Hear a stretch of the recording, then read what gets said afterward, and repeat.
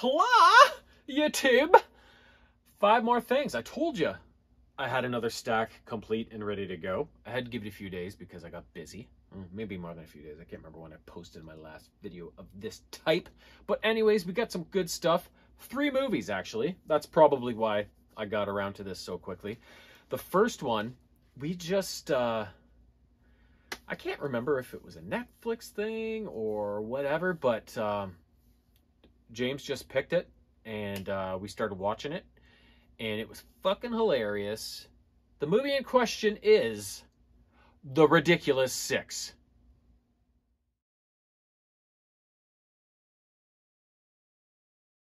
I remember when this movie first came out and somehow never got around to watching it, which is very surprising since I love Adam Sandler. So it's a movie from the mind of the great Adam Sandler from 2015, and the premise of it is that it takes place in the Old West, and Adam Sandler is when he's a young kid, his mother is murdered, so a Native American tribe kind of takes him in and raises him as their own, and his name is White Knife, I think it is. Yeah, White Knife. So he's got some pretty cool skills. Like, he can basically take out a man in a split second. He's got these super skills. So he's to be wed to his love, Smoking Fox, and but soon enough, before anything good can happen with the marriage and stuff, trouble comes a knocking for White Knife, in the form of a gang called the Left Eye Gang. They all gouge out their left eyes or no, their right eyes, and wear eye patches. And they come looking for trouble, get up in White Knife's grill, but he dispatches them, no problem. Sends them on their way. When he gets back to camp, soon enough, an old man approaches, and he reveals himself as, I believe his name is Frank Stockburn, his father. So Tommy, White Knife, is like, oh my God, Daddy, like, oh, it's so cool to meet you after all these years. But Frank has some bad news. He's dying of consumption, but he has amassed a fortune of $50,000 that he's buried out in a meadow, and he wants Tommy to have it. But before they can go and get it or do whatever they're going to do with it, a gang approaches, led by a guy named Cicero, who used to run with Frank, and he's like, you screwed us on that fortune. It's ours. You're going to give it to us, or this little family your son has here, yeah, they're not going to do so well, right? So Frank's like, okay, I'll take you there. It's by the singing windmill or whatever. I'll lead you to it or whatever. Just leave my son and all of his family alone. So that's what happens. But Tommy, going, oh, that's my dad. They can't take my dad and do whatever and take his money and put him in harm. So he sets out to the meadow that Frank told him about, where the 50 grand was supposed to be buried, and goes and desperately searches for it. It's not there. So Tommy decides, well, I'm going to flout the law a little bit here, and I'm going to steal the money and give it to the gang to get my daddy back. But he's only going to steal from bad people. So that's what Tommy sets out to do. But what happens along the way is that he ends up running into 5 other men during his adventures that they find out all come from the same daddy. They all come from Frank Stockburn. The first guy he comes across is a half Mexican guy named Ramon, who's played by Rob Schneider, who is obsessed with his donkey. Then they come to a dim-witted guy named Lil Pete, who's kind of like very slow, but just a lovable, affable kid. Then they come to, I think, is it Danny that comes? No, Herm, who's kind of like a mountain caveman who can't even talk. He kind of grunts and points and whatever. He's kind of a savage. Then they come to Danny, who used to be the bodyguard for Abraham Lincoln, but kind of fucked that job up, and now he's a drunk. And the last guy they come to, oh, and Danny's played by Luke Wilson. Lil Pete's played by Taylor Lautner. Herm is played by George Garcia, or is it Jorge? I don't know. It's spelled kind of the weird way. And then the last guy, Chico, is played by Terry Crews, and we all love Terry Crews. And he plays the piano at a local saloon somewhere, wherever Tommy finds him. So he ends up picking up these 5 brothers, and they're all different as can be, and they end up being dubbed the Ridiculous Six. And for good reason, because they are fucking ridiculous. So they get into all these adventures after they find each other, trying to get this money to get Frank back, and finally succeed in doing it. But all the while, they run into different enemies that used to be affiliated with Frank, but he double-crossed them or whatever, so they have to deal with these instances. And the whole time, the Left Eye gang is chasing them as well, and they receive some interference from them. But in the end, they finally come to a confrontation with Cicero, and their dad's there, Frank's there, and of course there's a twist to the end of the movie, and I'm not going to reveal it because you should go and watch this if you've never seen it, because it's obviously hilarious. You look at all the guys that are in it, and it's like, how can this not be funny? Like, his dad is played by Nick Nolte, Harvey Keitel is in it, like, there's just a ton of people, and it's so funny. It's, you know, A Ridiculous Six is a pretty good title for it, because it is ridiculous and awesome. So next up, during my week off last week, there was a few movies I want to see in the theater for sure this summer. The first one was Transformers Rise of the Beast, which I reviewed last time around, or 2 times ago. One of the other ones for sure, the one we're going to talk about right now, Indiana Jones and the Dial of Destiny.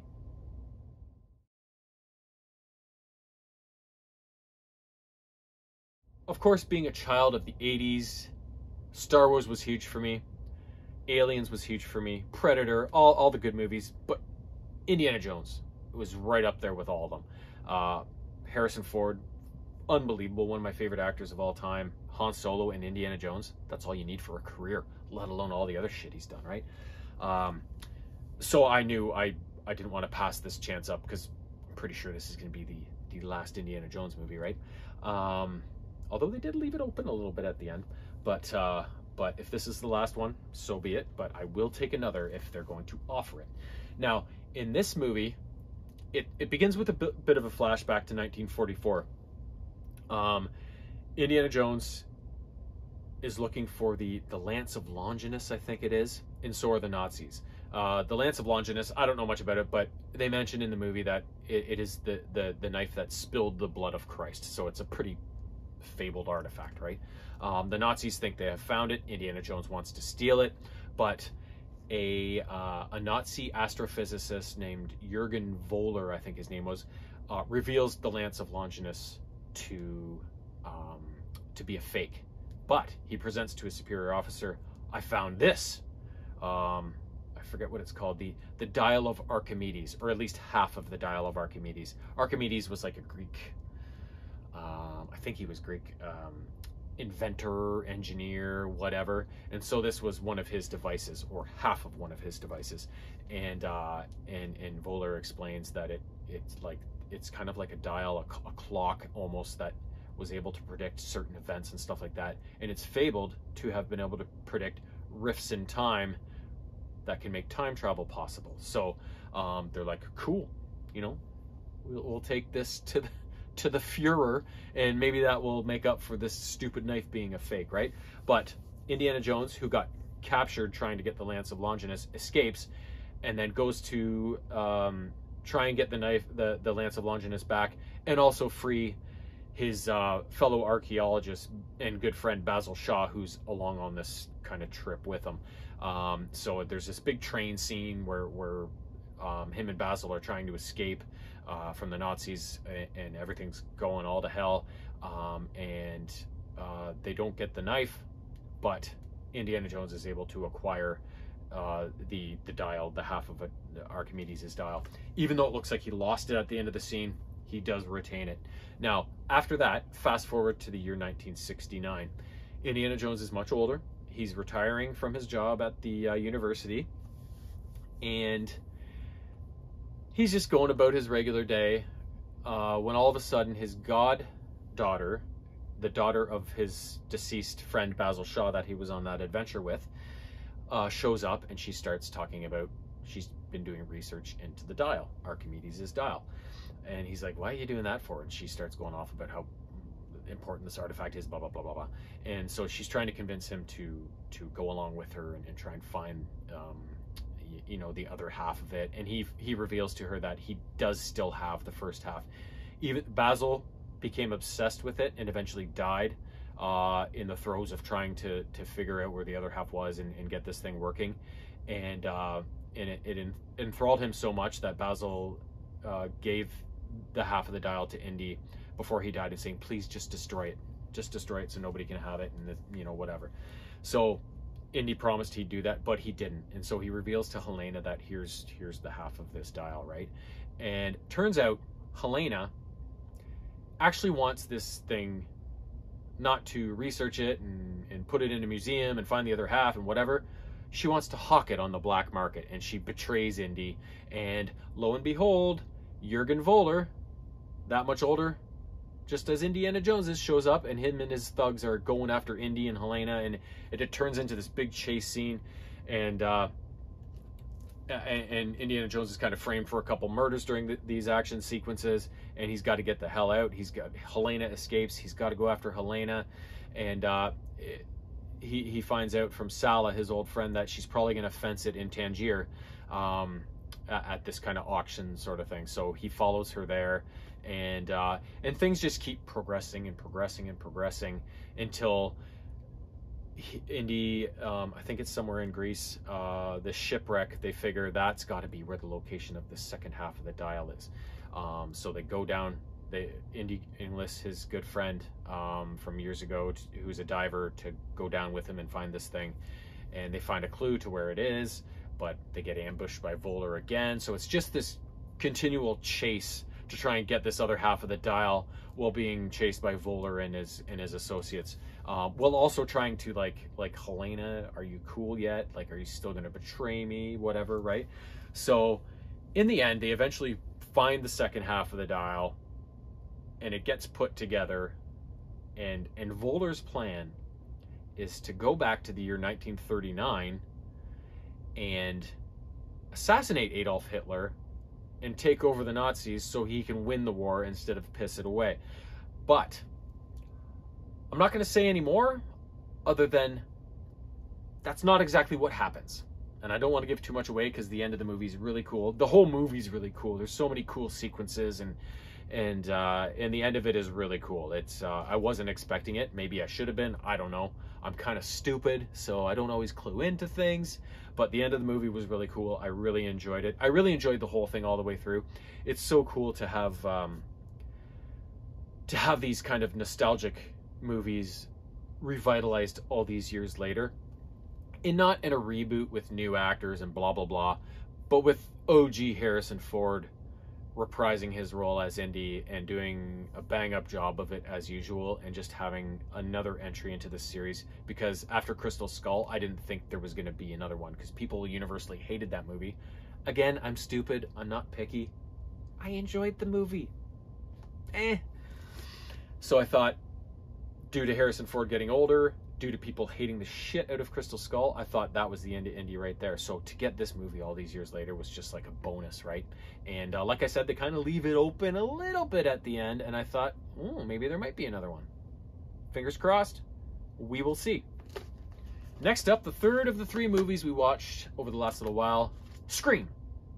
So this would be the fifth entry in the series, released last year in 2022. So the premise, it takes place 25 years after the original Scream movie, after Billy Loomis and Stu, I forget his last name, went on that original Ghostface kill spree.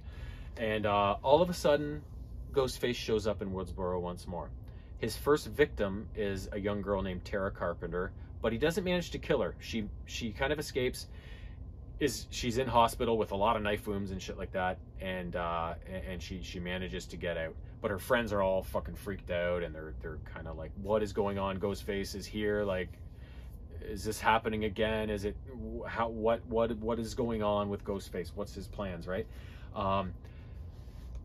Tara's friend Wes ends up contacting Tara's older sister Sam, who has kind of estranged herself from Tara and her family when Sam was 13 years old, and Tara never knew why, and was kind of bitter with her sister, right? So Sam races to Woodsboro, to the hospital, meets up with her sister, and is like, yeah, I'll be here for you, blah blah blah, whatever. And but there's so much bitterness between the two that it doesn't necessarily go that smoothly. And eventually Sam admits to Tara why she took off all those years ago, because she found out by accident that her mother, they are descendants of Billy Loomis, basically. Their mother screwed Billy, and that's where they came from, sort of thing. So so that caused all sorts of friction, and that's why Sam just couldn't take it anymore and she left, sort of thing. So, and she drops that on Tara, and Tara's like, what the fuck, you're telling me this now after I haven't seen you in so many years and I got to deal with this now? So things aren't peachy, let alone there's a killer out there, right? So Sam's kind of despondent with Tara's kind of reaction. So her and her boyfriend who came with her, Richie, they go and reach out to Dewey, the former sheriff that was involved with all the Woodsboro stuff before, played by David Arquette, who was very enjoyable. And he's like, I don't want any part of this. I don't want to help you, blah, blah, blah. And they leave and whatever. And eventually he has a change of heart and he reaches out to them and he gets involved in trying to sort out what's happening. All the kids meet up, all Tara and her friends meet up and they discuss everything and whatever. And they try to figure things out. In the meantime, Dewey calls both Gale Weathers, who he has kind of split up with in the meantime, as well as Sidney Prescott, just warning them that Ghostface is back in Woodsboro and to stay away. So naturally, both these bitches come running back to Woodsboro because they want to be involved, right? So then all the OGs are back in it, and so the rest of the movie, they're just trying to figure out what's going on. Meanwhile, the body count of the Ghostface is racking up, and then of course it ends in a typical Scream finale where the Ghostface killers are revealed as to who they are, and of course it's a tried and true formula, the Scream formula. I love it, and I love how they talk about the formula in the movie. Love it. Always loved the Scream movies. Always will. Next up, Season 20 of The Simpsons. Season 20. Isn't that nuts? And now they're on to what, 30-something? Like, it's crazy. So, Season 20 took place across the years 2008, 2009. Consisted of 21 episodes. And a couple things happened during that season. It tied Gunsmoke, believe it or not, as the longest running American TV show in terms of the number of seasons that had been on at 20. So obviously the next year they broke that. It was also halfway through the season or partway through the season, they started airing the episodes in HD. So the season 20 is when HD first came into the Simpsons lexicon of episodes. So that was a couple interesting tidbits I read about when I was researching season 20. Great season. Again, I always heard people stop watching The Simpsons later I say this every time. A lot of people stopped watching Simpsons as the show got older because there was too many musical episodes and stuff. And there is a bit of music here and there, but I don't find it overwhelming, and I don't find it really that much. Like, it's worked in. There's never full episodes that are all like blah, blah, blah. A little bit of musicality is built into the odd episode here and there, but I don't find it that bad and that high of a ratio. So I don't really buy that excuse. And similar to season 19, I think I mentioned during season 19 that I found like things were getting outside of Springfield. They were going places and doing different things, and this season kind of continued that. There's lots of different places they went to, and they had adventures kind of abroad, and this season continued that. It saw Homer and Ned team up to become I think bounty hunters, which was pretty hilarious. It told a story of when Homer and Marge first kind of got together and we're falling in love, and we're planning on getting married, but a young Ned and Maude kind of rescued them from a broken down car and whatever, and they kind of oversaw their relationship with their religious values and kind of got in the way, sort of thing, and it was pretty funny. And another episode where they almost cheated on each other, or maybe that was part of that same episode, I don't remember. Bart switched place with a kid that looked just like him, who was from a really rich family in Springfield, only to realize when he moved in with his new family that his brother and sister were secretly planning on killing him. So that didn't work out well for Bart. Treehouse of Horror annual episode continued that going. Lisa ended up becoming a crossword, addicted to crosswords, and went in a national competition or something like that. And Homer was making money betting on her to win the competitions until she got to the finals where he bet against her. And she discovers this and is like, Dad, what the fuck? What my favorite one was when Lisa ends up meeting this new girl. I can't remember her name, but they both like the same story. It's like, it's kind of probably like a takeoff on Harry Potter or some like fantasy like that. And they become best friends and they love this story. And so they end up writing their own stories, and they kind of end up getting lost, out of touch with reality and caught up in this fantasy world they've created. But her new friend is like totally batshit crazy and takes it to the extreme until Lisa's finally like, okay, you're weird. Like, we got to stop this, right? It was a really cool episode. And then some other ones. Homer and Abe end up going to Ireland to relive some of Abe's war day escapades and end up getting wasted and buying a pub. And then a bunch of other episodes. But I found the season to be really, really good. The quality, every bit as good as all the seasons that preceded it. So as of season 20, still going strong in my opinion. But again, I'm not picky. I'm happy-go-lucky. I'd rather have half-assed Simpsons than no Simpsons at all, right? Not that I'm saying that's half-assed, but people are just so picky these days. Everything's got to be perfect. And you know what I always tell these people when they're saying these things? Like, oh, fucking that episode sucked. It started to suck after this season. I'm like, okay, write me some fan fiction. Let's see if you could do any better, right? Like, people are always quick to point out, like, oh, I don't like this. I don't like that. You guys suck, blah, blah, blah. Okay. Do better, right? Do they? No. Last up, Gran Turismo 7 for the PlayStation 4. This game came out in 2022 and is actually the 8th game, I believe, in the Gran Turismo series, because they had 1 and 2 were on the PlayStation 1, 3 and 4 were on PlayStation 2, 5 and 6 were on PlayStation 3, and then on PlayStation 4, they actually had a game before this called Gran Turismo Sport. So there's actually, even though this one's 7, there's actually 8 total games in the series. It is my favorite racing simulator franchise, like hands down. That being said, this game was amazing, but there's just some stuff that didn't make sense about it.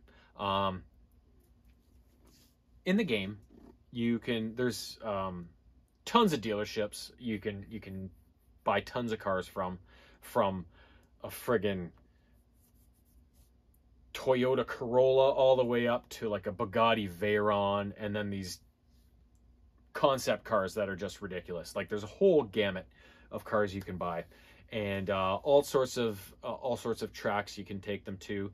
They keep you going through the game early on by giving you these menu books. So they'll say, oh, collect these 3 cars and we'll give you a reward and we'll tell you stories about these cars, right? So they keep you going early on in the game by giving you all these different challenges to do.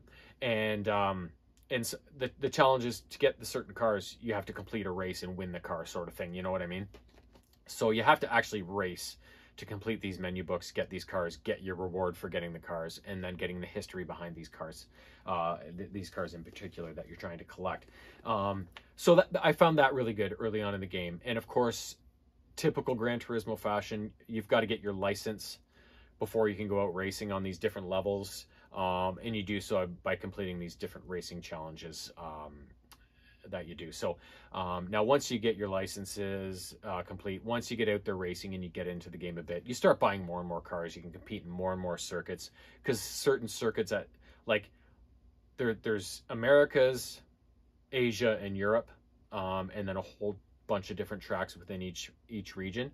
And then each track in particular will have different races at that track, dependent on the type of race. Like, it might be a dirt race, it might be a Nissan GTR only race, right? They have these conditions, so you have to meet them with your car. Sometimes your car has to be, it can be limited to a certain performance point value. So your performance points on your car is calculated by all the different aspects of your vehicle, power, handling, whatever, right? They all add up to give you this rating. So, and you can adjust that by equipping different tires and doing things to kind of raise or lower your car's performance points value. So you have to meet these criteria to meet in these races. And as you go through, you unlock more and more races, and they get better and better as you go along, like in terms of the cash payout you get for completing them, but they also get harder and harder with better competition, sort of thing, right? So you can use the performance shop to upgrade your car, equip new parts, tweak it however you want it, while still staying within the specifications they're giving you for each race. And yeah, you just work through your game, the game that way, and until you've completed all your menu books, or you've had enough, or whatever. What I really like about the game, it looks amazing. Oh my God, it's like it's a masterpiece. The cars are fucking ridiculous. They look so good. The tracks look amazing. Everything in the game looks amazing, sounds amazing, and also controls amazing. The racing is really intuitive. It's really easy to take control of these cars and put them through their paces. What I don't like is some of these cars, the really high-end ones, like some of them cost 10 million credits. And some of the races I was doing at the end to get through and kind of farm for cash, right? If you can race, if you just finish the race in first place, you get 100 grand. A 5-lap race takes maybe, I don't know, 10 minutes. If you can do it clean without hitting any walls or any other cars, you get a 50% bonus, so you can make 150 grand on that race. But to get $10 million for one car, how many times do you have to do those races over and over and over and over again? It's nuts. It's way too hard to gain enough money to buy cars that are so bloody expensive. They should have either put in something to help you make money faster, or really significantly reduce the cost of the cars. It really, I became fed up eventually when there was there was only 3 or 4, maybe 5 at the most menu books that I couldn't complete in the end. But some of the cars were like I said, I think there was one that was 7.5 million. I don't think there was a 10 million one on the menu book, but there was a few that were really high. And I'm like, I can't just keep playing this game over and over again, just farming to buy this one car to complete this menu book to get a roulette ticket that's going to get me $5,000 or something like that, right? Like, it just didn't make sense. So I really found that the biggest flaw to this game is that it was too hard to gain money and buy all the cars you wanted. So I had about 260 something cars in my collection in the end, and I think there's close to 500 in the game. So I kept going as long as I could until I got all the trophies I thought I could possibly obtain. And after that, I was like, I can't keep playing this game just for the sake of playing it and buying this $10 million car that I may not even use, right? Like, it just didn't make sense. Like I said, if they'd made the costs on the cars a lot lower, if they're going to make it that hard to earn money, it would have gone a long way to keep playing that game. And I've heard a lot of people complain about that, grinding for money. Oh, people just get sick of it, right? The other thing I found is that there was quite a few races, more advanced races in the game that I tried competing in a couple of times, but I just gave up on, because you're forced to pit, because they have different ranges for each race, but your fuel consumption goes at a certain rate and your tire wear goes at a certain rate for each of these races. But the problem with this game is that you always start at the back of the pack. So, and the cars are really spaced out at the starting grid, right? So how do you get into first place and win one of these races when you start at the very back of the pack and you've got to pit every 3-4 laps, just like everybody else does? It's like, oh, I can pass them after, after they pit, but you know what? I got to fucking pit too.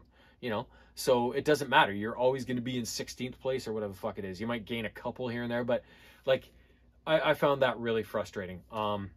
Maybe there was a way to change the settings on each race and just do away with the tire wear and the gas and just keep it straight racing and not have to pit, but I couldn't find it. So that was the other thing that really pissed me off, because there was a lot of really cool races, like the Formula One cars. I didn't even try those races because, well, I tried once and I got schooled, and because of that, because of the pitting and starting in last place. And I thought, you know what, these two factors are really bringing down what is otherwise an amazing game. So I really thought they missed the mark on those two aspects. And if it had been a couple of little things here and there, you don't even mention them because it's not a big deal. But when it's two factors that are so huge in enjoying a game like that, it just kind of it didn't ruin the experience for me, because I did have a lot of fun. I bought a lot of cars, I tweaked a lot of cars, I raced a lot, I had fun, but I wanted to experience more of the game. I wanted to complete more of the game, but it just became insufferable to do so. So, mixed feelings on Gran Turismo 7.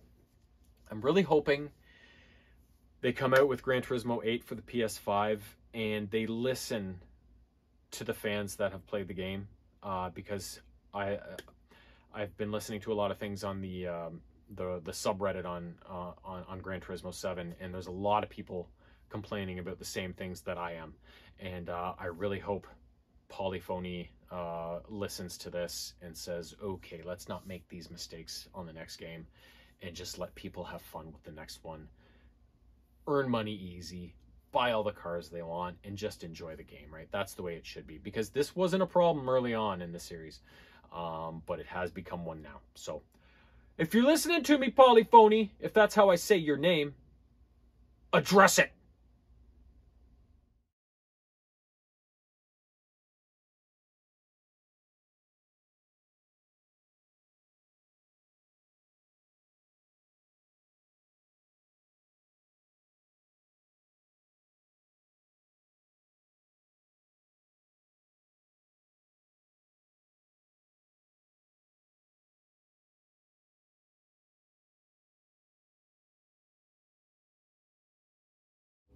Meow.